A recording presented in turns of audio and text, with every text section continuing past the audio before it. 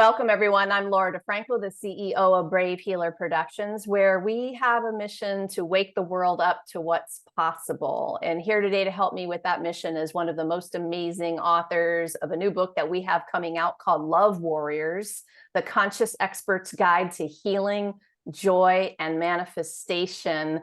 Welcome, Eddie BenAbraham. Did I say your whole last name perfectly? You said it perfectly. Thank you. Okay, good. Pleasure to be here. Thank you, I'm Laura. so excited to have you here. You guys, Eddie is a spiritual teacher, channel, healing facilitator, inventor, and presenter. And he is one of the authors in this book called Love Warriors. And I'm super honored and grateful to have you here. Thanks for being willing to share your story in this book and for really the incredible master teachings you're dropping as well. This book, as you know, is full of awareness practices like yours that are going to transform people's lives. Would you share a little bit about your chapter with us? Absolutely. First of all, honored and pleasure to be here as well. Thank you for the platform and the time you're making for me and the rest of the team on this book. Incredible journey. Um, so, what was the question again? Tell us about your chapter. The chapter is a culmination of a few things that I decided to bring it together so that I'm able to make the best and the most effective change or shift in the perception and awareness of whoever reads it, so that they're able to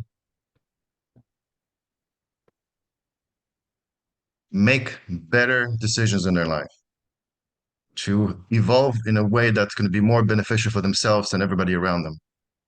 And it is it was 3,000 words. It was tough, but I think I managed to do pretty well. So I'm looking forward to listening to the rewarding transformations from this message. Yeah, as am I. So you mentioned making decisions, and I think that's a big one for a lot of people. Did you have a moment where you struggled with that on your journey? Free choice is a catalyst of life. Without making choices, we tend to lose track on things. And so making sure that I'm conscious with every decision was a process that took years. And through through the struggles, through the through the times of tribulation, if you want to call it, we learned that some of the choices that we make before, they can be corrected. And so that was the challenge that was the most um, right in your face, right in my face. Okay, I made a decision, I made a choice. How do I correct it? How do I come to a better place in my life so that I can veer away from the mistake, not mistake, but I'm just making a correction. So that was the place where free choice comes in a very strong and powerful way. And from that point on, you become more aware of your choices. And therefore, by also looking forward, what is this choice going to create later on? It's a foresight of choices. So the more you're able to see your future, the more you're able to tune into what the possibilities are, you're able to make better choices for yourself. Are you one of those people who believes that everything that happens for us, not to us? So if you believe that, then you can't believe that there are any mistakes. Yes, I believe that we are in charge, 100%. Now, when I say this, there's layers to this because we make conscious decisions on a daily basis, and our consciousness, our mind, is aware of the choices we're making. There are some choices we're not consciously aware of immediately. There are choices that we make before we come to the planet, before we incarnate. There are choices for this present lifetime, future lifetimes, and past lifetimes. And there's a package of choices that we make from a soul's perspective, from a human's perspective, and they're all ours. And put that together uh, with the consciousness of the planet.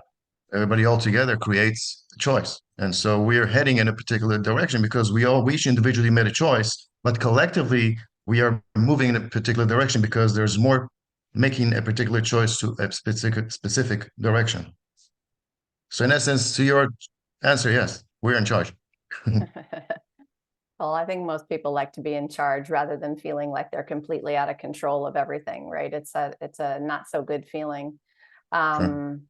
I think so. When I created the idea of love warriors, I really wanted part of that definition to be about showing up, knowing that our vulnerability is really one of our strengths. That was a part of my definition. Why are you a love warrior, Eddie?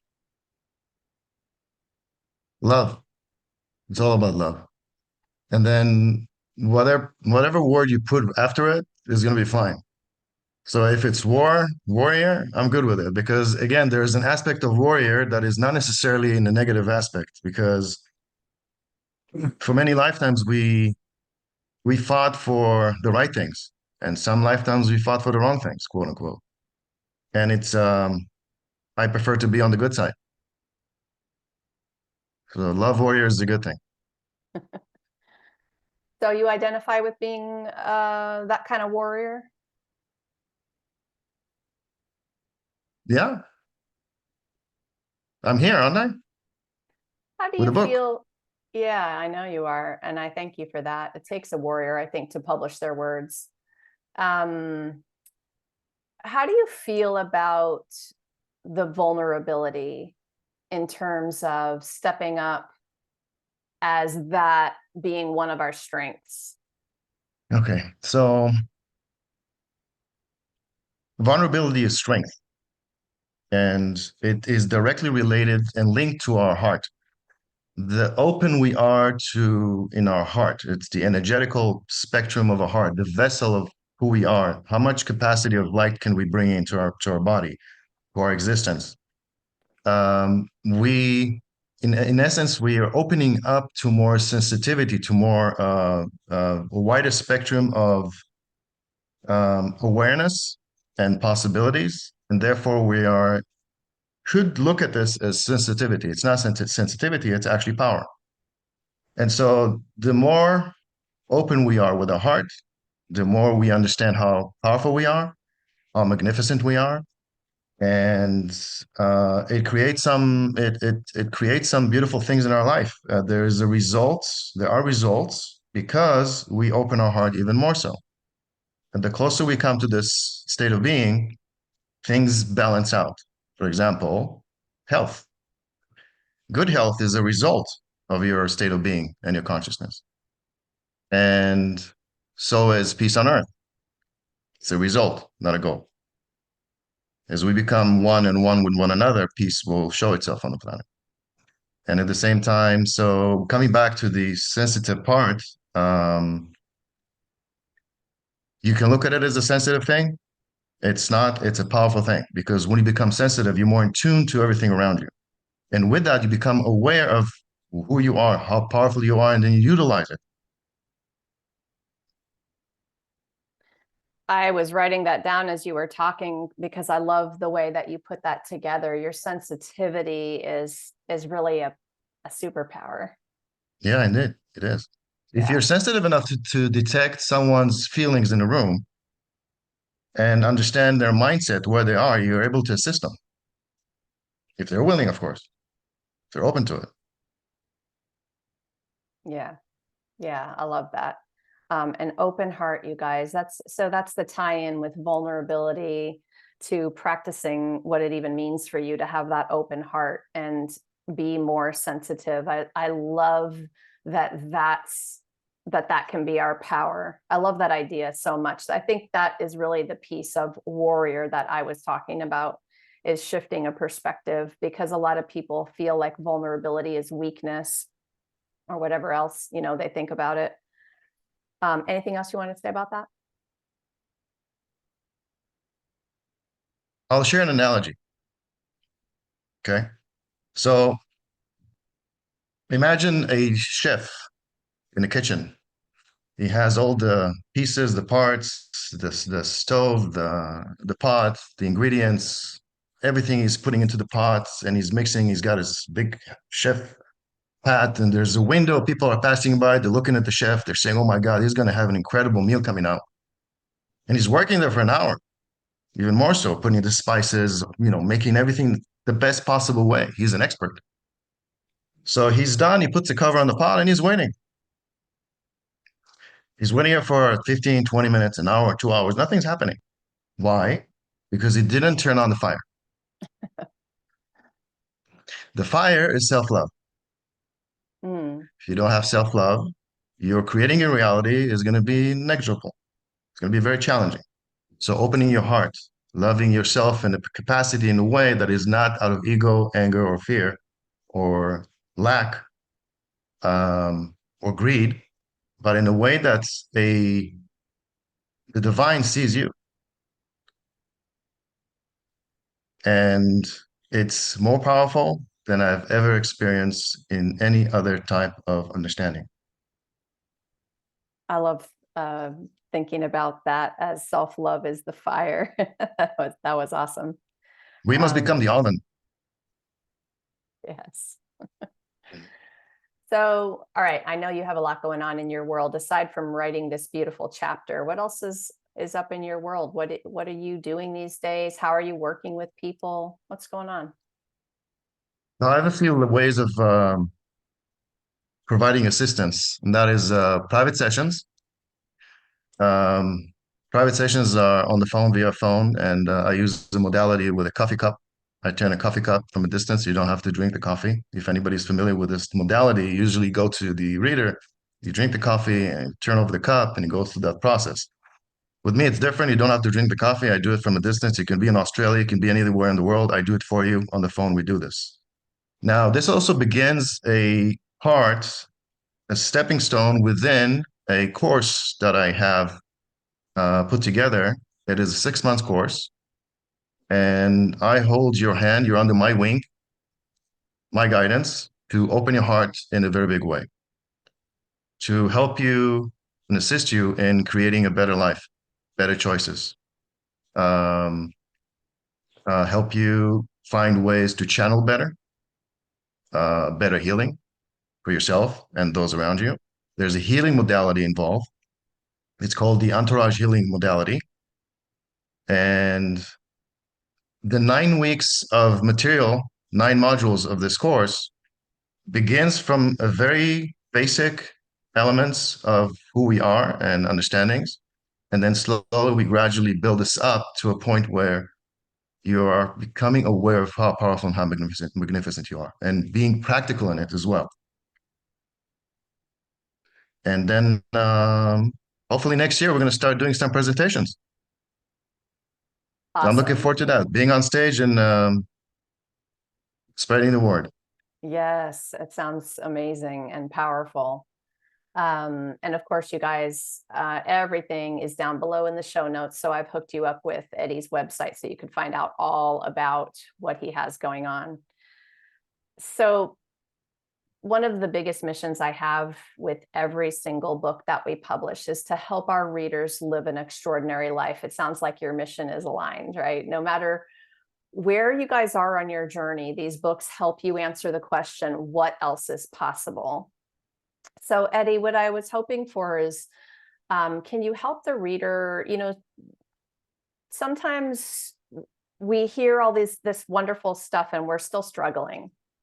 And I want them to have an easy entry point to this healing journey. What do you want them to know? What's one simple step they can take today? I want to go backwards.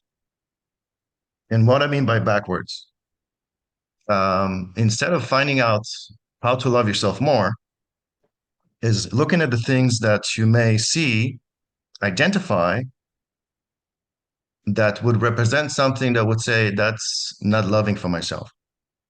For example, if you smoke cigarettes, is that loving to yourself? If you eat too much sugar, is that loving to yourself? You know it's not beneficial. So am I loving myself enough? Is it beneficial for me?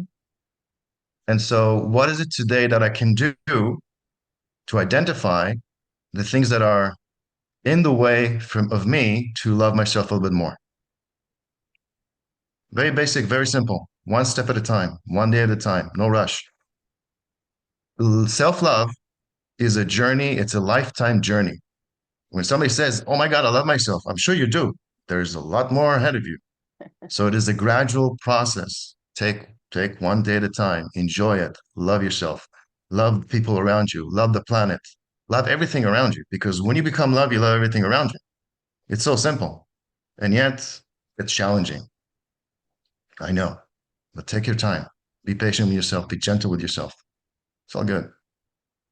I love that. I love that way of looking at self-love too. One choice at a time. You can ask yourself that question.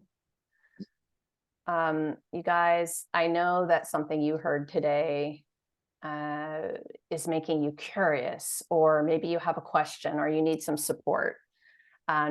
Just scroll on down and have a little click on Eddie's website. You're going to be able to connect with the authors on their sites.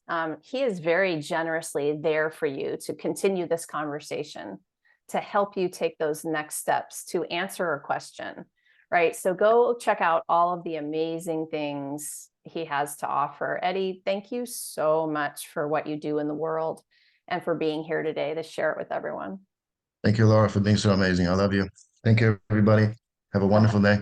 I love you back. Oh my goodness, it's been amazing to work with you. I can't wait for you guys to read the book and Eddie's chapter. So, we aim to give you the community, not just the book. And I think you guys are realizing that, right? We want you to have everything you need, the community that you need for the healing, the joy, and manifesting that amazing life of yours. So we have the Brave Healer book club group on Facebook, and you can come rub elbows with our authors. I have you linked up below with that. And please join us for the live stream book launch party on January 6th. That'll be on the Brave Healer Productions Facebook page. I'll have all of the co-authors of Love Warriors there to celebrate and share their wisdom and inspiration with you. And if you happen to be listening anytime around that date, well, that means the book is ready on Amazon, so you can go buy your copy. And lastly, today, everyone, remember, your words change the world when you're brave enough to share them. So it's time to be brave. See you next time, everyone. Bye, everyone.